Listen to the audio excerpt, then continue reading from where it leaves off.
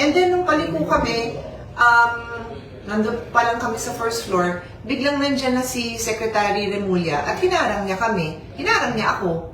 Sino ba siya dito sa Senate? Yes, you are a Secretary of the Republic of the Philippines, but this is the Senate of the Philippines. Senator ako. So bakit mo ako hinaharang? Hindi ko yung maintindihan. Itong pagturing nila na acting Senate President si Sherwin, hindi ho pwedeng mangyari. Wala silang karapatan na i-elect siya dahil hindi ho sila 13. Tapos siya rin, no, nung naging acting siya, naging Senate President Pro Temp siya, may Senate President Pro Temp pa tayo. Diba? Hindi ko napapahabain yung diskusyon na yan. I can if you want more, because very clear din sa rules natin kung kailan papalitan ang President. Kung patay na siya, kung ano nga ba yun? Nag-resign at na-remove siya. So, hindi naman nangyari. Yung incapacitated, hindi niya makayanan yung trabaho. So, hindi naman mo nangyari yun. Kaya, hindi na kami magkasundo sa mga polisiya, pero wala akong nakalagay doon na pag hindi kayo nagkaroon ng polisiya, mag-acting president na kayo. Hindi ho. Kung hindi kayo nagkasundo sa polisiya, palitan nyo. Bumoto kayo ulit. Pagka makabuo kayo ng 13, palitan. Walang problema yon kasi that is in our rules. Ayaw man ng Senate President umalis. Pag naka-13, alis. Pero walang nakalagay doon na pag hindi kayo nagkasundo sa policies, gagawa kami ng acting kahit 12 lang kami. Wala hong ganun. So, having said that, yun supposedly ang basihan ngayon ni Sherwin Gatchalian na gumawa siya ng mga order. So, sinabi niya, wala na daw Blue Ribbon hearing kahapon. In-announce niya yun.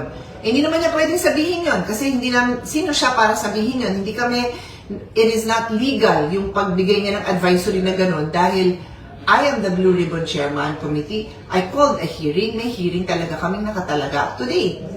Pero sinabi nila na yung aking Ways and Means hearing, pwede daw ituloy. O, sige, ituloy ko din naman yon. Kaya ready ako pumunta doon in a few minutes. So, siguro mga 9:30, I'm not sure of the exact time, basta before 10 a.m., nakarating sa amin na nandyan na yung mga witness. And sabi na, hindi pa akitin. Ayaw daw pa akitin. So, bumaba ako. And you can capture that in many news coverages that have captured it.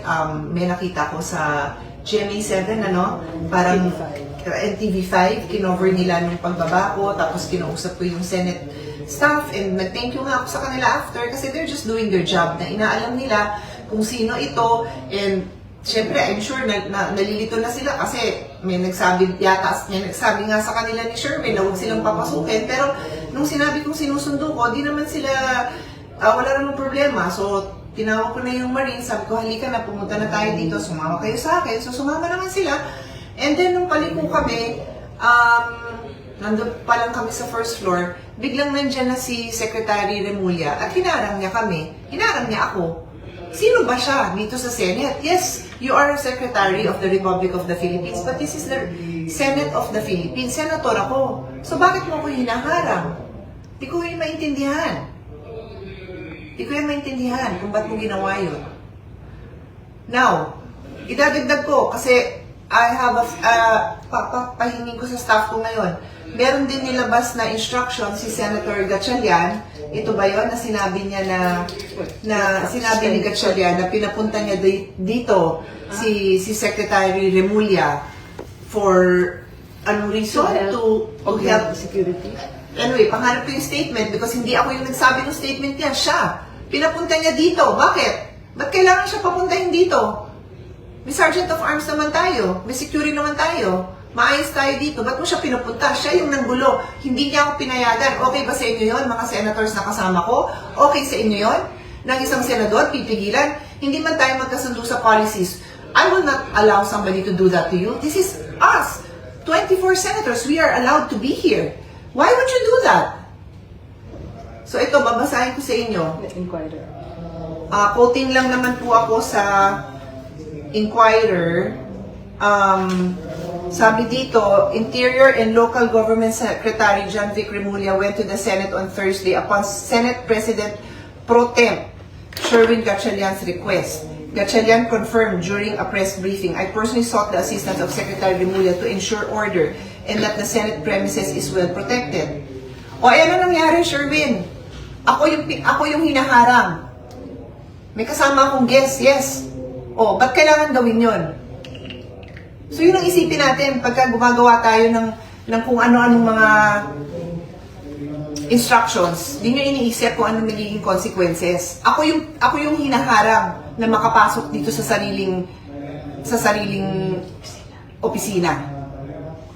Anyway, so nakapasok na tayo. Thank you again to the Senate staff, to the media na nakatulong, nakarating tayo dun. So okay na. Okay na. I did my opening statement dun sa Blue Ribbon Committee hearing. And then, nagpaalam na nga ako because magpe-prepare na ako for my next hearing. Tapos, nakakita na naman ako ng another announcement. Patingin ulit. Babasahin ko sa inyo. Ito, I'll just show you na lang sa... mahirap makita kasi maliit, pero I will read it. I will read it to you. So, this is coming from the... from Sherwin Gatchalian, Senate President Pro Tempore. Ulitin ko, hindi ka Senate President Pro Tempore, si Loren Legarda ang Senate President Pro Tempore. She was elected by 13 members. 13. You were never elected by 13. Alam mo yan. So, Senate President Pro Tempore si Loren, hindi ikaw, Sherwin. Anyway, so ito ngayon ang in-issue ni Sherwin, where he is imagining that he is the Senate President pro tempore. Sabi niya, shorten work hours for June 4 today. Since no official business has been scheduled today. Doon ako nalilito. Kasi sinabi kahapon, tuloy yung hearing ko. So ano ba talaga? Ano ba talaga kayo? Yung Blue Ribbon na wala kang karapatan na i-cancel, kinancel mo, pero hindi namin binibigyan ng validity yung statement mo. Yung ways and means ko, sabi nyo tuloy, pero ngayon naman sinabi mo, since there is no official business that has been scheduled today. Bakit? May alam ka ba kung may official business yung mga senators dito? Every day, we conduct our own meetings, we conduct our own dialogues, we conduct our own consultations. So, sino ka para sabihin mo na walang official business dito? Hindi ba official yun na pag isang senador, paano kung meron siyang foreign delegation, kung mayroon siyang mga advocacy group, official business yon. Alam mo, tinanong mo lang ang schedule ng lahat ng senador para malaman mo na walang official business na ganap. At alam mo, may Blue Ribbon. Pero alam na natin na hindi mo nire-recognize yun. Sige. So, sabi niya, since no official business has been scheduled today, June 4, and in consideration of the safety, security, and well-being of Senate personnel, in light of anticipated activities within and around the Senate President Pro Tempore Sherwin Gatchalian has authorized all Senate officers and employees who reported on site to leave the office beginning at 10 a.m. 10 a.m. Yung Blue Ribbon hearing, 10 a.m. Ano yung purpose nito? Alam niyo na, di ba? Hindi ko na siguro kailangan sabihin, right? Why would you put the Senate staff in that position? Nandyan sila, pumasok. Nag-a-assist. Ba't mo sila gaganunin?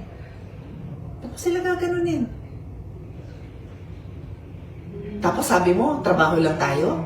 Talaga? Anyway, the hearing is ongoing. I'm good to go.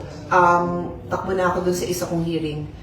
Stay tuned, everyone. Let's just pray for the well-being and the wisdom of all our elected officials. All.